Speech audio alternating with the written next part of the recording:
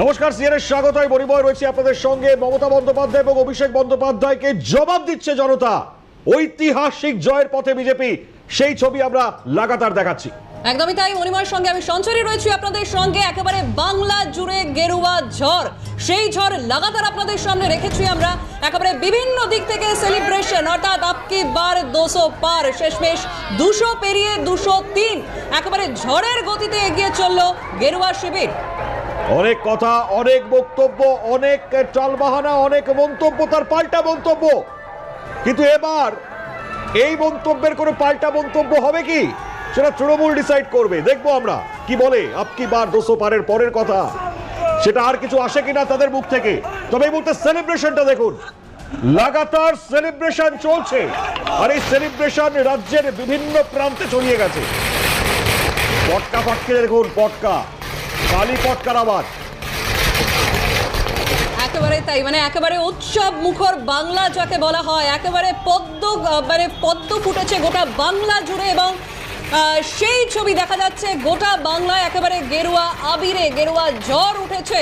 পটকা ফাটিয়ে রীতিমতো একেবারে সেলিব্রেশন মোডে গোটা বাংলা। বিজেপির পতাকা উড়িয়ে, গেরুয়া পতাকা উড়িয়ে সাধারণ মানুষের উল্লাস, একেবারে বাঁধ ভাঙা উল্লাস দেখছেন এই মুহূর্তে আপনারা। চৌঠাবের আগে রাজনৈতিক উবাচ, ভোট প্রচারে ফল নিয়ে তরজা। দিদি গুড বাই বলেছিলেন অমিত শাহ।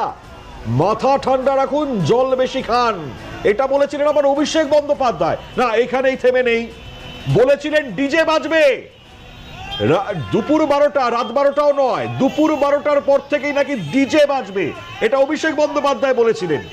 ডিজে কোথায়, বাজনাই বা কোথায়? এখন এটাই বড় প্রশ্ন।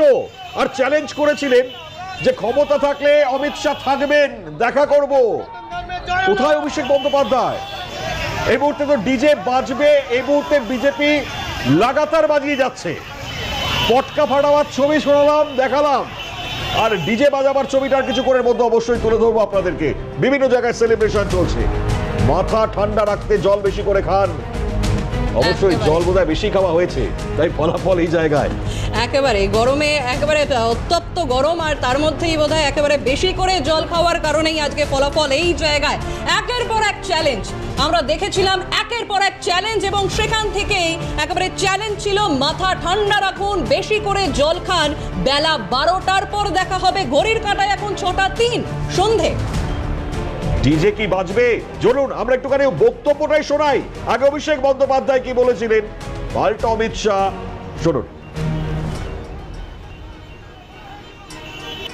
বাংলা আমাদের এলাকায়, যেটা আমাদের জন্মভূমি, আমাদের কর্মভূমি, যেখানে আমরা থাকি, আমরা বেড়ে উঠেছি, ঘরে থাকি, সংসার করছি, সেই মাটিতে গুজরাটের গুন্ডারা এসে বলছে উল্টা করকে লটকা দেগা। আমি খালি স্বরাষ্ট্রমন্ত্রীকে বলেছিলাম গরম বেশি পড়ছে, মাথা ঠান্ডা রাখুন, জল বেশি করে খান। আর আপনার যদি সৎ সাহস থাকে, 4 তারিখ বাংলায় থাকবেন, বেলা 12টার পর দেখা হবে। আমি অমিত শাহকে বলবো 4 তারিখ বাংলায় থাকবেন আপনি, 4 তারিখ দেখা হবে। আপনার কত বুকের পাটা, আপনি বাংলার মানুষকে বলছেন 23 তারিখ সব ঘরে ঢুকে থাকবে। আরে মমতা ব্যানার্জির উদারতা, বদলা নয় বদল চাই। আর আমি মমতা ব্যানার্জির মতো উদার নই, বিজেপির সাথে বেশি উদারতা দেখাতে নেই। যারা মানুষের প্রতি অবিচার করেছে, মানুষকে অপমানিত করেছে, তাদের জন্য এবার রবীন্দ্রসঙ্গীত না, এবার 4 তারিখ ডিজে বাজবে। তৈরি থাকো भाइयों बहनों। 4 मई को सुबह काउंटिंग चालू होगी। 8 बजे बैलेट बॉक्स खुलना शुरू होगा।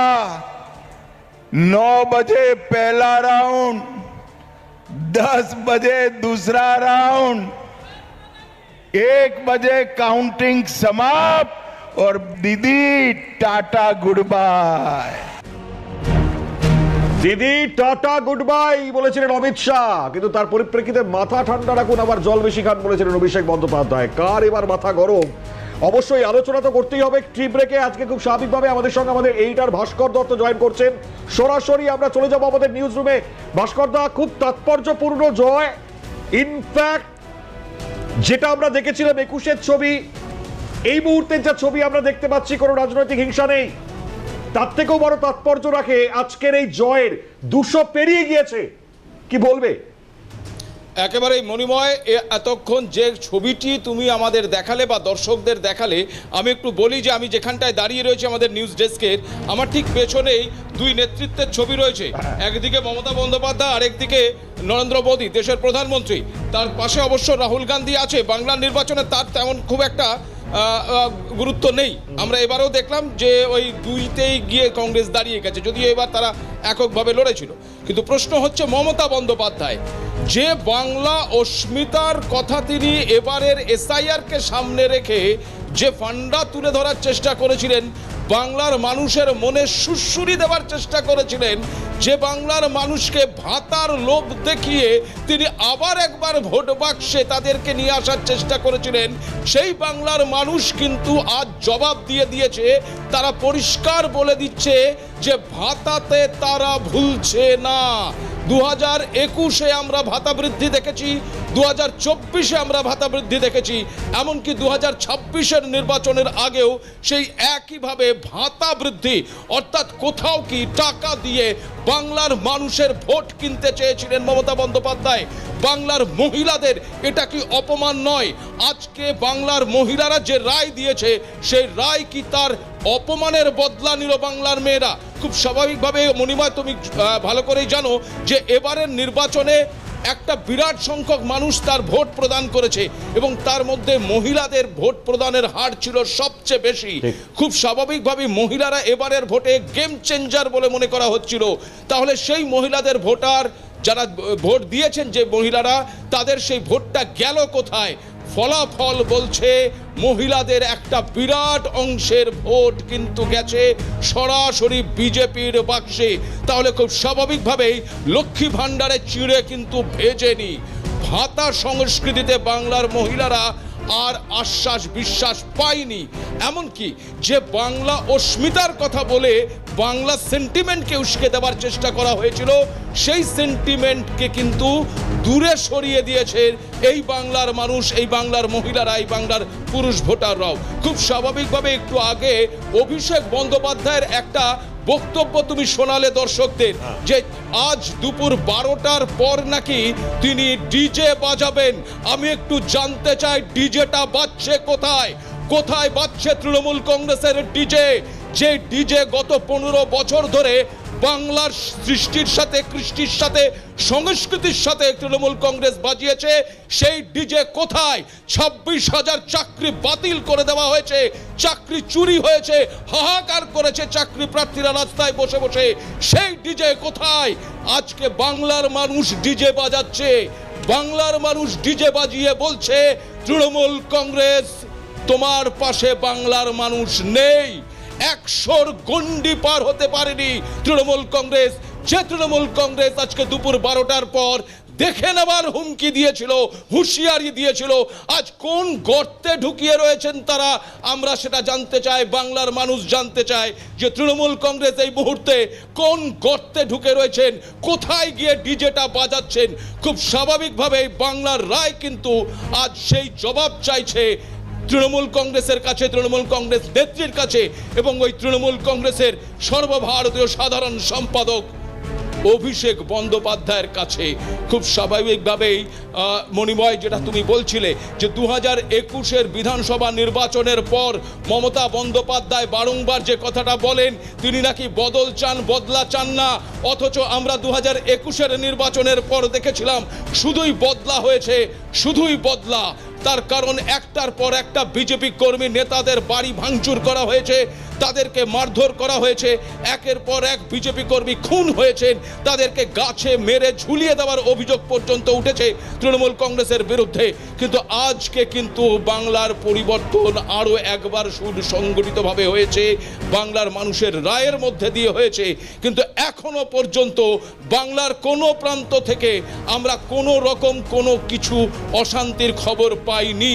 বরং বাংলার বিজেপি তাদের দলীয় কর্মী সমর্থকদের বারবার আশ্বস্ত করছে কোথাও কোনো রকম কোনো অশান্তি যাতে না ঘটে, কোথাও যেন কোনো রকমভাবে কোনো বদলার মনোভাব যেন তাদের মধ্যে না তৈরি হয়। যদি এমনটা হয় তাহলে কোনো পার্থক্য থাকবে না। এই বার্তা কিন্তু বিজেপির শীর্ষ নেতৃত্ব বারংবার তাদের দলীয় কর্মী সমর্থকদের দিয়ে যাচ্ছে, যা কিন্তু প্রমাণ করছে যে আগামীতে যে বিজেপি একটা সোনার বাংলার কথা বলছিল, যে বিজেপি বাংলার সংস্কৃতিকে বদলে দেওয়ার কথা বলছিল, বিশেষ করে ভোট সংস্কৃতি, রাজনীতির সংস্কৃতি, সেই রাজনীতির সংস্কৃতির কিন্তু বদল হচ্ছে। এত বড় একটা বিরাট নির্বাচন সংগঠিত হয়ে গেছে মণিময়। তোমরা জানো যে এর আগের বিধানসভা নির্বাচন বলো, লোকসভা নির্বাচন বলো, এমনকি পঞ্চায়েত নির্বাচন, রক্ত ছাড়া বাংলার ভোট হয়নি। এবার প্রথম আমরা দেখলাম বাংলার ভোটে কোথাও কোনো অশান্তি হয়নি। ভোট পরবর্তী সন্ত্রাস এখনো পর্যন্ত নেই। বাংলা কিন্তু নতুন রাজনীতির সংস্কৃতি দেখছে, এ বিষয়ে কোনো সন্দেহ নেই মণিময়। একেবারেই তাই, খুব তাৎপর্যপূর্ণ ব্যাখ্যা এই মুহূর্তে ভাস্কর দা যেমনটা বলছিলেন, খুব তাৎপর্য রাখে। আমরা এই জায়গা থেকে দাঁড়িয়ে লাগাতার হয়তো এই ছবিগুলো দেখেছি। একদম। সুশাসন ভাস্কর দা সেটা প্রমাণ করছে এই মুহূর্তে দাঁড়িয়েও যে কোনো রাজনৈতিক হিংসা সত্যি নেই, না আছে তার কোনো রকম ছবি, না আছে কোনো জায়গায় কোনো রকম অশান্তি। আর বাংলার মানুষ সব থেকে বড় তাৎপর্য রাখে গর্ত থেকে বেরিয়ে ঠান্ডা জল খেতে হয়তো আমরা বলবো যে মাথা আপনারা ঠান্ডা রাখুন। তৃণমূল কংগ্রেসকে ডেফিনেটলি হয়তো এটা বলতে হবে। একদমই তাই। আর ভাস্করদা একটা বিষয় আমি বলছি, মানে আমি স্ক্রিনটা দেখছিলাম, আমাদের স্ক্রিনটা, যে সময় ভাস্করদা বলছিলেন যে এই 21-এর পরের নির্বাচনের পরবর্তী যে চিত্রটা তখন আমরা দেখেছিলাম, আর ঠিক ভাস্করদার পাশের স্ক্রিনে তখন চলছিল উইন্ডোতে আজকের ছবিটা। মানে আজকে সেখানে মানুষের উল্লাস, সেখানে মানুষের উৎফুল্লতা, সেখানে গেরুয়া আবির উড়িয়ে সাধারণ মানুষের এই যে প্রচন্ড উল্লাস, প্রচন্ড আনন্দ, এই দুটো ভাস্করদা যখন 21-এর পরের কথা বলছে আর আজকে যখন 26-এর পরের বা নির্বাচনের পরের ছবি আমরা দেখছি, ভাস্করদা আজকে এই যে নির্বাচনে একটাও মানুষের মৃত্যুর খবর আসেনি, রক্তের খবর আসেনি, একটা অবাধ নির্বাচন যেটা সব থেকে বড় চ্যালেঞ্জ ছিল, সেইখানে আজকে নির্বাচনী পরবর্তী যে ছবি আমরা দেখছি, গোটা বাংলা আনন্দে নাচছে, তাদের আবেগ একেবারে ফুটে উঠছে স্ক্রিনের মধ্যে দিয়ে। একদম। আমি ভাস্কর দা তোমার কাছে আসছি, তার আগে প্রধানমন্ত্রী নরেন্দ্র মোদীর পোস্ট, এটা দেখাতেই হবে দর্শকদেরকে। Blooming in West Bengal, it blooms already. এই মুহূর্তে নরেন্দ্র মোদী প্রধানমন্ত্রী, দেশের প্রধানমন্ত্রীর এই পোস্ট অত্যন্ত তাৎপর্যপূর্ণ, অত্যন্ত তাৎপর্যপূর্ণ। কারণ যে প্রধানমন্ত্রী বারবার এসছেন বাংলাকে সেই জায়গায় প্রতিষ্ঠিত করবার জন্য, সাধারণ মানুষকে ভোট দেওয়ার তাদেরকে আহ্বান করেছেন, সেখানে দাঁড়িয়ে প্রধানমন্ত্রীর এই পোস্ট এই মুহূর্তে অত্যন্ত তাৎপর্য রাখে। আজ কিছুক্ষণের মধ্যে প্রধানমন্ত্রী ইনফ্যাক্ট বক্তব্য রাখবেন, আমরা জানি। আমি ভাস্করদার কাছে আসবো, এই পোস্টের ব্যাখ্যা ডেফিনেটলি নেবো। সঞ্চারী আর আমি একটা দ্রুত বিরতির পর ফিরে আসছি, সঙ্গে থাকবে। পেলাম আমরা বিরতির পর। আমরা যে পোস্টার কথা, নরেন্দ্র মোদীর পোস্টার কথা ইতিমধ্যেই বলছিলেন মণিময়, সেই বিষয়ে আসবো, কিন্তু তার আগে একবার জানিয়ে রাখি আপনাদেরকে, নবান্নকে একেবারে ঘিরে ফেলেছে কেন্দ্রীয় বাহিনী এবং রাজ্যের অত্যন্ত গুরুত্বপূর্ণ নথি তাকে স্থানান্তরিত হতে পারে, সেই আশঙ্কা থেকে কিন্তু নবান্নকে ঘিরে ফেললো কেন্দ্রীয় বাহিনী। নবান্ন থেকে যারা বেরোচ্ছেন তাদের প্রত্যেককে তল্লাশি, প্রত্যেক কর্মীর ব্যাগ পরীক্ষা করছে পুলিশ ও বাহিনী। একেবারে নবান্নর চিত্র বদলে গেছে, সেখানে একেবারে ঘিরে ফেলা হয়েছে কেন্দ্রীয় বাহিনী দিয়ে নবান্ন। একেবারে অ্যাবসলিউট যে ছবিটা আমরা সঞ্চারী এর আগেও দেখিয়েছি, খুব তাৎপর্যপূর্ণ এই ছবি, আবারও দেখাচ্ছি আমরা। ইনফ্যাক্ট এই ছবি নিয়ে আলোচনায় যেতেই হবে। ভাস্কর দত্ত আমাদের এইটার নিউজ রুম থেকে সরাসরি রয়েছেন। ভাস্কর দা, চুরি করেছেন যারা, সেই চোরেরা যদি বেরোন, পকেটে যদি ইনফরমেশন নিয়ে বেরোন, তা তো হতেই পারে। আর সেই জায়গায় এই মুহূর্তে ঘিরে ফেলা এবং তল্লাশি করা হচ্ছে, কতটা তাৎপর্যপূর্ণ? মণিময়, বাংলার মানুষ তো দেখেছে যে ইডি যখন তল্লাশি করে তখন ইডির তল্লাশিকে তছনছ করতে এবং ইডির তল্লাশিকৃত তথ্য থেকে ফাইল হাতে করে রাজ্যের মুখ্যমন্ত্রী কিভাবে বেরিয়ে যান সেখান থেকে। সুতরাং ফাইল লোপাটের আশঙ্কা যে নেই তা কিন্তু উড়িয়ে দেওয়া যাচ্ছে না। ওই ছবি দেখার পর খুব স্বাভাবিকভাবেই নবান্নতে এমন কিছু ফাইল থাকতে পারে যে ফাইল আজ রাতেই বা আজকেই সরিয়ে ফেলার একটা চক্রান্ত হতেই পারে। আর সেই চক্রান্তকে ভেস্তে দিতেই কিন্তু তড়িঘড়ি ব্যবস্থা গ্রহণ। নবান্নের চারিপাশে এক নিরাপত্তা বলয় কেন্দ্রীয় বাহিনীর, যারা সেখান থেকে বেরোচ্ছেন এবং তাদের হাতে চেক আপ করা হচ্ছে, সমস্ত কিছু পরীক্ষা করা হচ্ছে। মণিভাই, তোমার মনে আছে 2011-তে যখন 34 বছরের বাম জামানার অবসান ঘটেছিল, তারপর তৃণমূল কংগ্রেসের তরফ থেকে অভিযোগ করা হয়েছিল যে তৃণমূল কংগ্রেস অভিযোগ করেছিল বামেরা নাকি বহু ফাইল, গুরুত্বপূর্ণ ফাইল নাকি সরিয়ে ফেলেছে। ঠিক। সিপিএম এর কাছ থেকে শিক্ষা নিয়ে তৃণমূল কংগ্রেসও একই কাজ করবে না, সেটাই বা কে বলতে পারে। খুব স্বাভাবিকভাবেই বিজেপি কিন্তু এই মুহূর্তে বাংলাকে পাখির চোখ হিসেবে দেখছে মণিময়। হ্যাঁ। শুধুমাত্র তাদের এই রাজনৈতিক পরিবর্তনটাই লক্ষ্য নয়, এই বাংলা তাদের কাছে এক নয় একাধিক কারণে অত্যন্ত গুরুত্বপূর্ণ।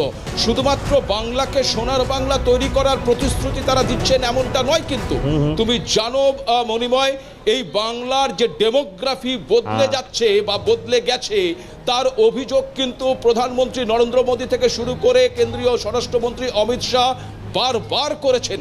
সুতরাং এবার বিজেপি যে এই বাংলার ডেমোগ্রাফিটাকে, ভাস্করদা একটু বিরত করলাম তোমাকে, এই মুহূর্তে অমিত শাহ তিনি উপস্থিত হয়েছেন, নজর রাখি বিজেপির সদর দপ্তর থেকে ছবি। जय जय श्री राम, जय जय श्री राम, जय जय श्री राम।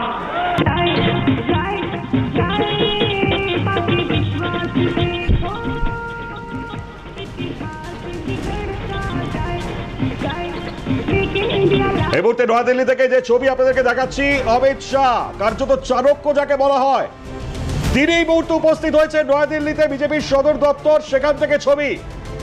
অত্যন্ত তাৎপর্যপূর্ণ এই ছবি আপনাদের সামনে তুলে ধরছি আমরা। কোনো বক্তব্য তিনি রাখেন কিনা অবশ্যই দেখবার, ছবিটা চলুক। একই সঙ্গে ভাস্কর দত্তর কাছে যাবো, ভাস্কর যাবো, ওটা বলছিলে তুমি। মণিময়, অমিত শাহকে দেখে একটা কথা বলতে ইচ্ছে করছে। হ্যাঁ। দেখো, অমিত শাহ যেটা তুমি বললে যে চাণক্য, অমিত শাহর হাত ধরে বিজেপি এর আগে এক নয় একাধিক রাজ্য দখল করেছে এবং ভারতবর্ষের নির্বাচনেও জয়লাভ করেছে। বিষয় নতুন করে আমার বলার অপেক্ষা রাখে না। তাৎপর্যপূর্ণ বিষয়টা এটা যে এবারের বাংলার নির্বাচনে এই অমিত শাহ একেবারে বাংলার মাটিতে ঘাঁটি গেড়ে একদম। দিনের পর দিন পড়েছিলেন এবং তিনি বিজেপির জয়কে নিশ্চিত করেই তবেই বাংলার মাটি ছেড়েছেন। এবং সে কারণেই তিনি বলেছিলেন যে বাংলায় 4 তারিখ কি হবে, আর উল্টে কোনো রকম ছক না করে, পরিকল্পনা না করে, মানুষের মন বুঝতে না পেরে, শুধুমাত্র ভাতার ওপর ভরসা করে, ভাতার লোভ দেখিয়ে মানুষের ভোট কিনতে চেয়ে তারা ডিজে বাজাবার শখ প্রকাশ তাহলে করেছিলেন। ভাস্করদা এটা অন্তত পক্ষে পরিষ্কার, উল্টো লটকিয়ে ঝুলিয়ে দেব, তৃণমূলের গুন্ডারা সাবধান, ভেতরে ঢুকে থাকবেন, এই সেই গর্ত যেখানে ভেতরে ঢুকে রয়েছে। একেবারেই খুব স্বাভাবিকভাবে বিজেপি বদলা চাইনি, বিজেপি কখনোই বদলা নেবার কথা বলেনি। খুব স্বাভাবিকভাবেই সেটা আমি একটু আগেই যেটা বললাম যে এখনো পর্যন্ত রাজনৈতিক হিংসা বা সন্ত্রাসের কোনো ঘটনা কিন্তু এখনো পর্যন্ত নেই। বিজেপির কর্মীদের মনে ক্ষোভ, রাগ, বিদ্বেষ নেই এমনটা কিন্তু নয়। তার কারণ তুমি কি ভালো করেই জানো যে 2021-এর পর থেকে বহু বিজেপি কর্মীর বাড়ি ভাঙচুর হয়েছে, ভোট পরবর্তী সন্ত্রাস নিয়ে রীতিমতো সিবিআই তদন্ত হয়েছে, কিছু ক্ষেত্রে কিনারা হয়েছে, কিছু ক্ষেত্রে এখনো পর্যন্ত কিনারাই হয়নি, তার কারণ তথ্য প্রমাণই পাওয়া যায়নি। কিন্তু এই ক্ষোভ, রাগকে প্রশমিত করার জন্য কিন্তু বিজেপির শীর্ষ নেতৃত্ব বারংবার প্রচেষ্টা করে যাচ্ছে, প্রতিনিয়ত সেদিকে লক্ষ্য রাখছে যাতে কোনো রকম কোনো অনভিপ্রেত ঘটনা না ঘটে যায়। আমাদের সিইও অর্থাৎ নির্বাচন কমিশনের সিইও মনোজ আগরওয়াল যখন মেদিনীপুরে পৌঁছিয়েছিলেন, সেখানে একজন মহিলার কান্না এবং তার বক্তব্য পেয়েছিলাম, কয়েকদিন আগের ছবি এটা।